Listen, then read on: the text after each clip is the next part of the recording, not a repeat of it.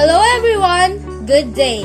I'm Queenie Sulapas from BS Social Work 1, SW104G1. And I'm here to report the theory of Dr. Murray Bowen, the family structure and dynamics theory.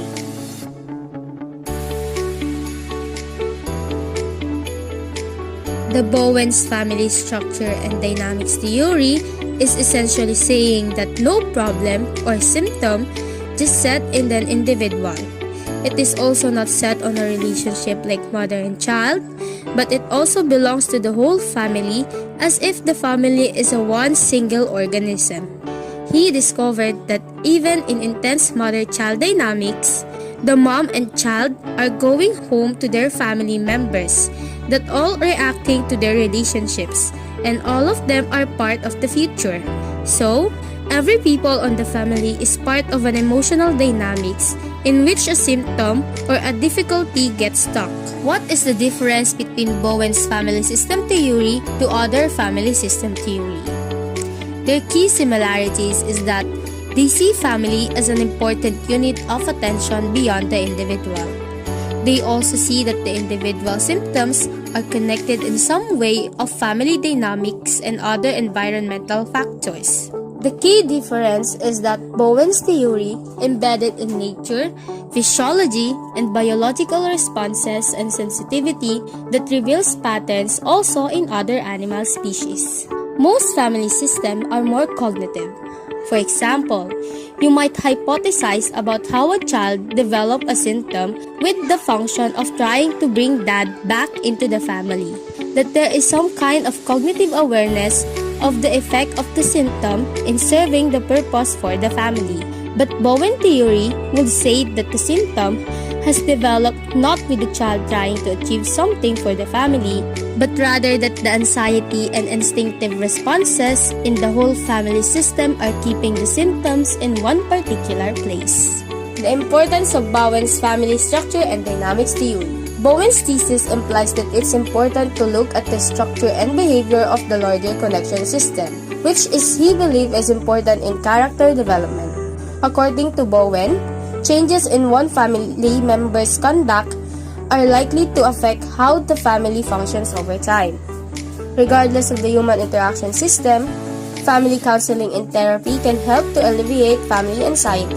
Moreover, Bowen's theory suggests it is beneficial to address the structure and behavior of the broader relationship system, which he believed to play a part in the formation of character. So basically, Bowen believes that family and larger groupings have a significant impact on how people feel and act.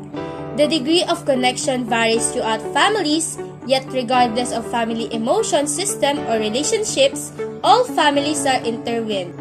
Bowen's proposed an 8 interlocking concepts of his theory. Emotional fusion and differentiation of self. Fusion or lack of differentiation is where individual choices are set aside in the service of achieving harm within the system. Fusion can be expressed either as a sense of intense responsibility for others' reaction or by emotional cut-off from the tension within a relationship. Bowen's research lead him to suggest that varying degrees of fusion are discernible in all family. Differentiation, by contrast, is described as the capacity of the individual to function autonomously by making self-directed choices, while remaining emotionally connected to the intensity of a significant relationship system. The less developed one's sense of self, the more likely they are to be influenced by others. Moreover, whether consciously or unconsciously, they will also try to exert their influence over other people. On the other hand, someone with a strong sense of self is less influenced by others and does not try to push their personality on other people. Yet, someone is born with an inherent self. The degree to which someone develops their sense of self is dependent on familial relationship during childhood and adolescence. Fusion describes each person's reaction within a relationship, rather than the overall structure of family relationship. Hence, anxiously cutting off the relationship is as much a sign of fusion as intense submissiveness. A person in a fused relationship reacts immediately as if with a reflex, knee-jerk response. to the perceived demands of other person, without being able to think through the choices or talk over relationship matters directly with the other person.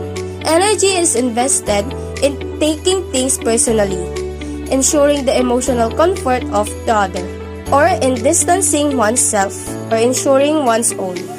The greater a family's tendency to fuse, the less flexibility it will have in adapting to stress. Emotional triangle. It is a three-person relationship and is considered a building block for larger family systems. Bowen described triangles as the smallest stable relationship unit. Triangling is said to occur when the inevitable anxiety in a dyad is relieved by involving a vulnerable third party who either takes sides or provides a detour for the anxiety. An example of this pattern would be when person A in a marriage begins feeling uncomfortable with too much closeness to person B. She or he may begin withdrawing, perhaps to another activity such as work, which is the third point of the triangle. Person B then pursues person A, which resulted in increased withdrawal to the initial triangle person or activity. Person B then feels neglected and seeks out an ally who will sympathize with his or her sense of exclusion. This in turn leads to person A feeling like the odd one out and moving anxiously closer to person B. Under stress, the triangling process feeds on itself and interlocking triangles are formed throughout the system. This can spill over into the wider community when family members find allies or enemies to unite against, such as doctors, teachers, and therapists. Triangling can become problematic when a third party's involvement distracts the members of a dyad from resolving their relationship dilemma. If a third person is drawn in, the focus shifts on criticizing or worrying about the new outsider, which in turn prevents the original complaints from resolving their tension. Nuclear family emotional process. Bowen focuses on the impact of undifferentiation on the emotional functioning of a single generation family.